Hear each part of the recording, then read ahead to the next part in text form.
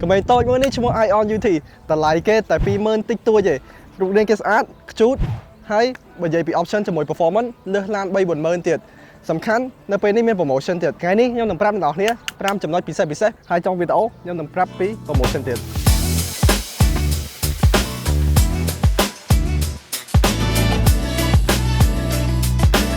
ចំណុចទី1គឺរូបរាងឡានមួយនេះ design មកស័ក្តិសមជាមួយនឹងយុវវ័យមែនទែនបំពាក់ជាមួយនឹងចង្កៀង LED ដ៏ស្រស់ស្អាតនិងភ្លើងសញ្ញោដែលយើង design មកបែបជ្រុងដែលយើងហៅថា Matrix Cube ឡានមួយនេះឃើញរូបរាងគេតូចចឹងឯងប៉ុន្តែប្រវែងរហូតដល់ 4.2 ម៉ែត្រជាមួយនឹងទទឹង 1.8 ម៉ែត្រកម្រិតពីកង់មុខទៅកង់ក្រោយរហូតដល់ 2.7 ម៉ែត្រធ្វើឲ្យ cabin ខាងក្នុងមានភាពធំទូលាយតោះមកមើលខាងក្នុងរបស់គ្នាចំណុចទី2គឺផ្នែកខាងក្នុងបំពាក់ជាមួយនឹងចង្កឹះលេខ electronic ចង្កូតស្បែកកៅអីក៏ស្បែកដែរមានភាពទន់ស្រួលផាសុកភាពសំខាន់អូតូទាំងសងខាងទៀតមានកន្លែងធប់ដាក់អីវ៉ាន់ហើយមានដូច USB-C ទៀត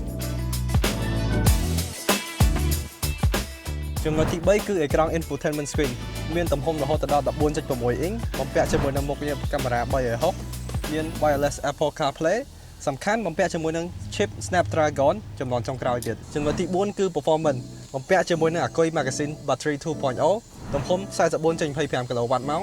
សាកមកពេញជីបាន 420 km សាកពី 30% ទៅ 80% ចំណាយពេលត្រឹមតែ 20 នាទីជាងឯងកម្លាំងសេះរហូតដល់ 134 horsepower និងកម្លាំងរមួលរហូតដល់ 145 Nm ចំណុចទី5គឺប្រព័ន្ធសុវត្ថិភាពបំពាក់ជាមួយនឹងកាមេរ៉ានិង radar សុវត្ថិភាព 4 គ្រាប់មានប្រព័ន្ធចាប់ហ្វ្រាំងអូតូប្រព័ន្ធ lane keeping assist ប្រព័ន្ធ adaptive cruise control ប្រព័ន្ធចាប់ស្លាកសញ្ញាចរាចរណ៍ជាពិសេសម៉ូតូរថយន្តនេះផលិតដោយ high strength steel រហូតដល់ 71% ឡានមួយនេះកំពុងតែមាន promotion ចូលឆ្នាំចិនរាល់ការកក់ទិញរថយន្ត Agisni Ion UT នឹងទទួលបានទឹកប្រាក់ត្រឡប់មកវិញរហូតដល់ $680 ជាមួយនឹងអាំងប៉ាវរហូតដល់ $1000 ក្រៅពីនេះក៏មានការថែមជូនជាមួយនឹងផ្លាកលេខវែងកាមេរ៉ាជើង VIP free សេវាកម្មបិទ film និង UV free សាំងសាំ 7.5 kW ជាមួយនឹងសេវាកម្មដំឡើង free សេវាកម្មដឹកជញ្ជូន 25 ខេត្តក្រុងជាពិសេសឡាន Agisni Ion UT មានការធានារហូតដល់ 8 ឆ្នាំជាមួយនឹង 20,000 គីឡូក៏ឥឡូវនេះ